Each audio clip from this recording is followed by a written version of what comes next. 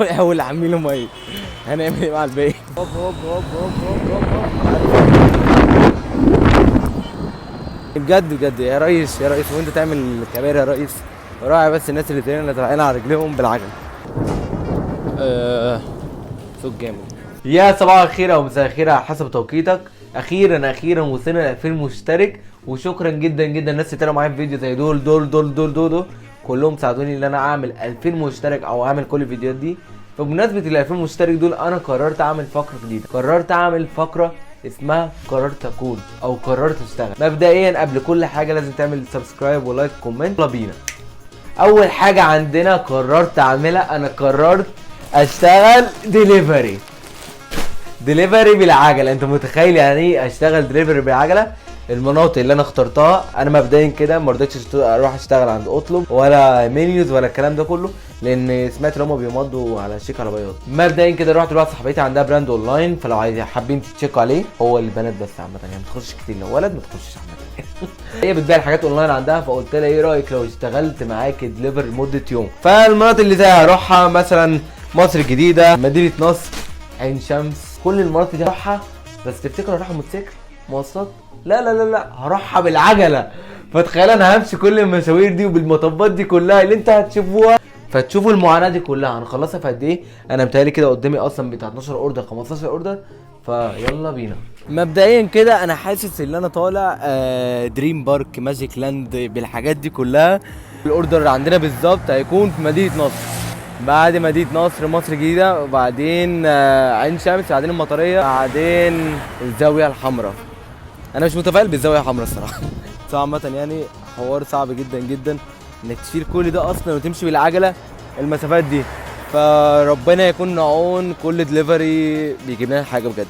يلا بينا نشوف ايه اللي هيحصل في الطريق، وايه الطرق اللي هنمشي فيها، وايه كل رد فعلي بعد كل اوردر. يلا بينا.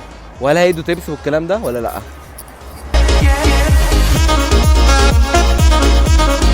فاضل لنا بتاع حوالي كيلو الاول عميله بس. ابديت مطالع مدينه نصر يا جدعان، مدينه نصر فيها مطالع متخلفه، متنفعش العجل، لا يعني ممكن موتوسيكل يشتغل عربيه، لكن عجله مدينه نصر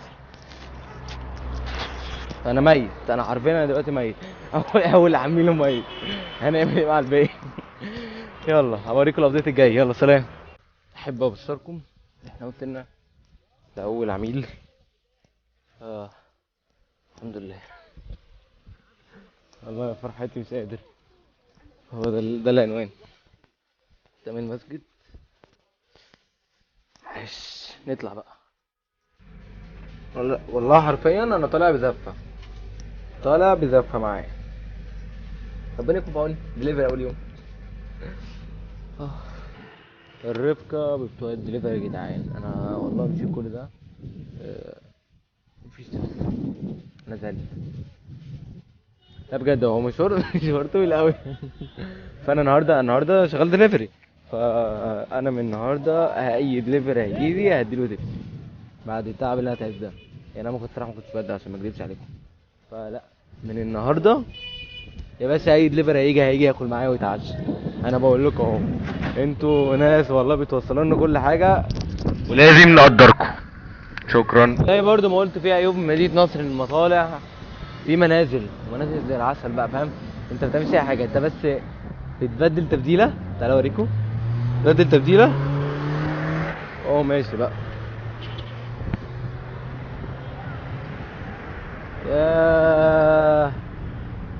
يا على الجمال والله.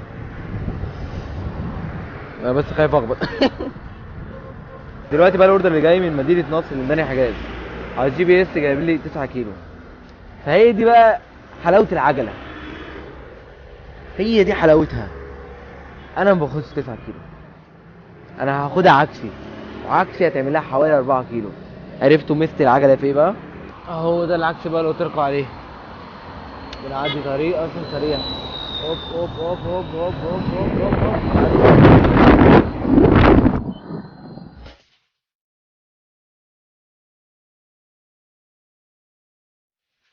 والله الرئيس عمل لنا حبه كباري جامده جدا والله العظيم.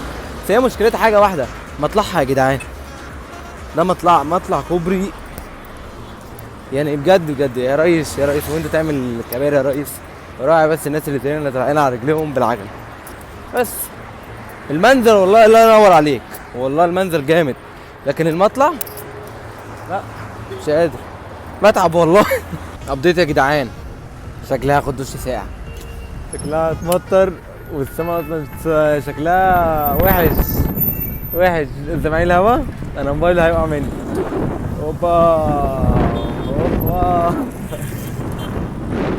شكلها هتمطر وهاخد دش ساقع. كله يحصل ايه؟ هتمطر. مطرت. الجو حلو بقى لو اتنين ماشيين مع بعض بقى متجوزين، لكن مش جو حلو لواحد دليفري. 3 العمارة حاسب. سوق جامد. الواحد بيدفع 10 جنيه والتانية ما عبرتنيش بجنيه. ده جامدة جدا والله. جو شاعري والله. كوكي الجو ده كان عايزك مجنون واحد زي كده معايا في الفلوج، بتمطر علينا عشان كل الاحوال الجويه بتبقى معاكي عكس اتجاه. لو تفتكري الاهرامات. دلوقتي بقى عندنا اوردر في عين شمس. دلوقتي احنا المفروض عين شمس في المطره دي كلها. الحمد لله انا واخد معايا الكاب. يلا ننطلق بينا الى عين شمس. صراحه قررت استريح كده من المطره شويه لغايه ما تهدى. انا على بعد بتاع كيلو او كيلو ونص من عين شمس، فما فيش وقت يعني قشطه. وبعدين المطريه جنبهم. هي بقى اخر حاجه دي بقى الزاويه الحمراء دي اللي هتقرفنا على الله. قلد جو حطب شويه فيلا. دلوقتي يا جماعه الخير احنا داخلين على عين شمس. دلوقتي احنا داخلين على عين شمس. الاوردرات عين شمس والمطريه، وربنا معانا في المطره دي انتوا شايفينها وزحلقه. انا خايف الصراحه. اوبا حصل موقف دلوقتي حالا انا مش عايز اعديه الصراحه. لقيت واحد بيقابلني بيقول لي انت دليفري ولا ايه؟ قلت له النهارده يوم دليفري. راح بيقول لي ايوه تمام، انت جايب العجل ليه؟ ما كنت تجيب موتوسيكل مش عارف ايه. قلت له بقى رياضه وكده. قال لي هجيلك بواسير.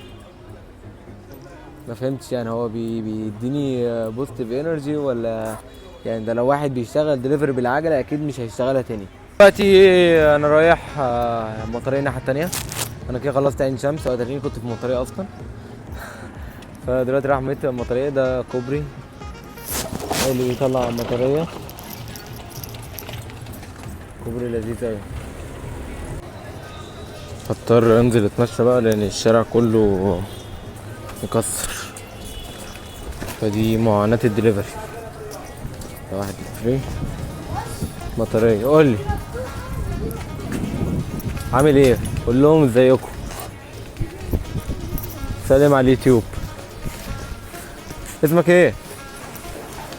سعيد. حبيبي يا سعيد. سعيد بيساعدني. ماشي. دي المطرية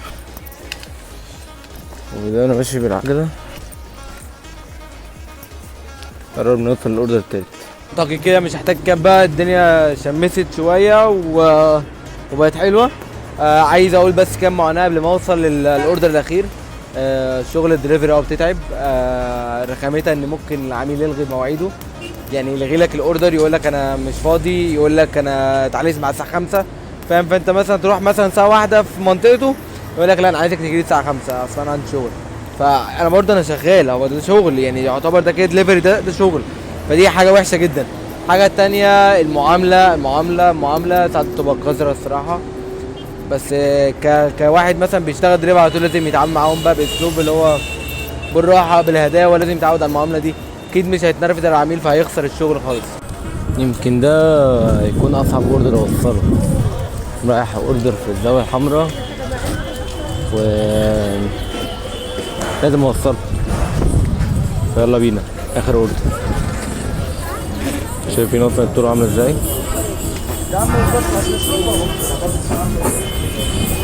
خش على عروض خش على عروض خش على عروض خش على عروض. اوبا